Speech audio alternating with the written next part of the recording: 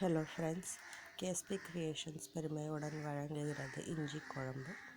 இது ஒரு வித்தியாசமான குழம்பு. இதை நீங்கள் எல்லோரும் செஞ்சு கமெண்ட் பாக்ஸில் எப்படி இருந்ததுன்னு எனக்கு கமெண்ட் பண்ணிங்கன்னா மோட்டிவேட்டடாக இருக்கும்.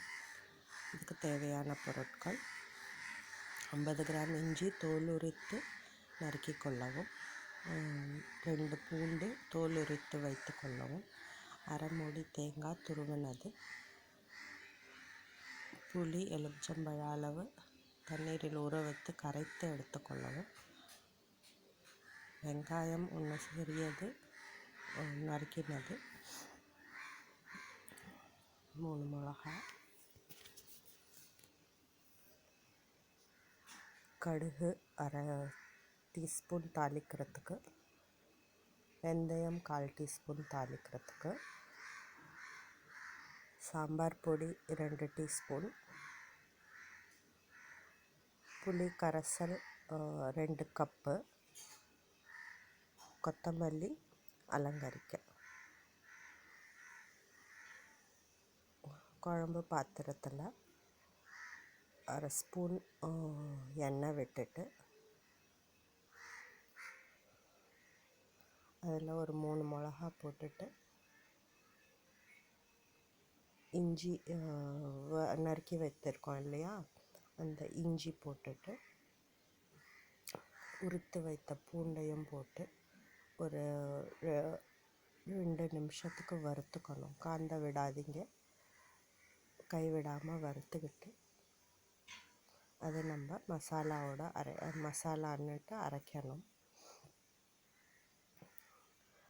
அதை மிக்சர் ஜாரில் போட்டுட்டு அதோட துருவின தேங்காயம் போட்டு அரைத்து வைத்து ரெடியாக வச்சுக்கோங்க. திருப்பியும் பாத்திரத்தில் குழம்பு செய்கிற பாத்திரத்தில் ஒரு 5 டீஸ்பூன் நல்லெண்ணெய் ஊற்றிக்கிட்டால் இந்த குழம்புக்கு ரொம்ப நல்லாயிருக்கும்.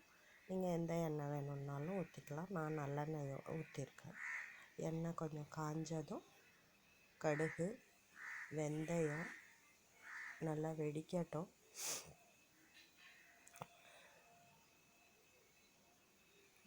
வெடித்தோடனே அதில் வெங்காயத்தை போட்டு நல்லா வதக்கவும்.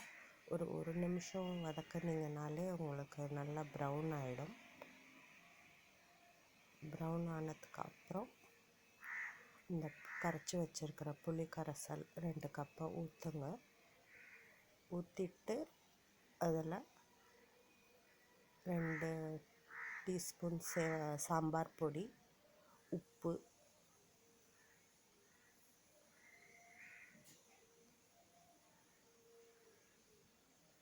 சாம்பார் பொடி போட்டுட்டு உப்பு போட்டுட்டு நல்லா கொதிக்க விடுங்க.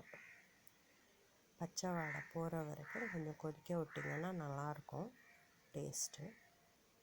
அதுக்கப்புறம் பச்சை வாடை போனதுக்கப்புறம் நம்ம அரைச்சி வச்சுருக்கோம் இல்லையா, அந்த மசாலாவை சேர்த்து நல்லா கொதிக்க விட்டுட்டு, வேணும்னா கொஞ்சம் கொத்தமல்லி அப்போ போடுங்க.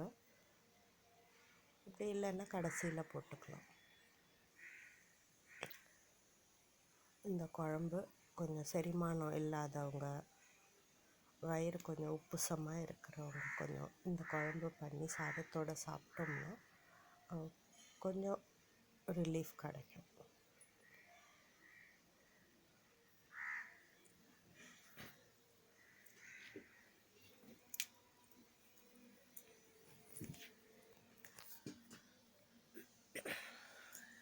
மசாலா அரைச்சி ஊற்றினதுக்கப்புறமும் நல்லா கொதிக்க விடுங்க. கொஞ்சம் திக்காகட்டும்.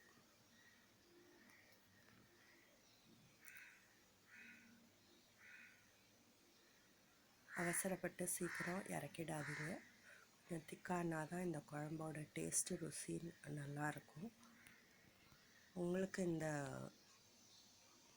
ரெசிபி பிடிச்சிருந்ததுன்னா எனக்கு கமெண்ட் செக்ஷனில் கமெண்ட் பண்ணிவிட்டு லைக் பண்ணுங்கள். உங்கள் ஃப்ரெண்ட்ஸோடு இதை ஷேர் பண்ணுங்கள். அண்ட் சப்ஸ்கிரைப் பண்ண மறந்துடாதீங்க. சப்ஸ்கிரைப் பண்ணினதுக்கப்புறம் பெல் ஐக்கான் இருக்கும், அதை ப்ரெஸ் பண்ண மறந்துடாதீங்க. இது உங்கள் இஞ்சி குழம்பு ரெடி. நீங்கள் சாதத்துக்கோ தோசைக்கோ சேர்த்து நீங்கள் தொட்டுக்கலாம். நீங்கள் பொறுமையாக இந்த வீடியோ பார்த்ததுக்கு ரொம்ப ரொம்ப நன்றி. இதே மாதிரி வீடியோஸ் பார்க்குறதுக்கு நீங்கள் என் கூட தேங்க்ஸ் ஃபார் வாட்சிங்.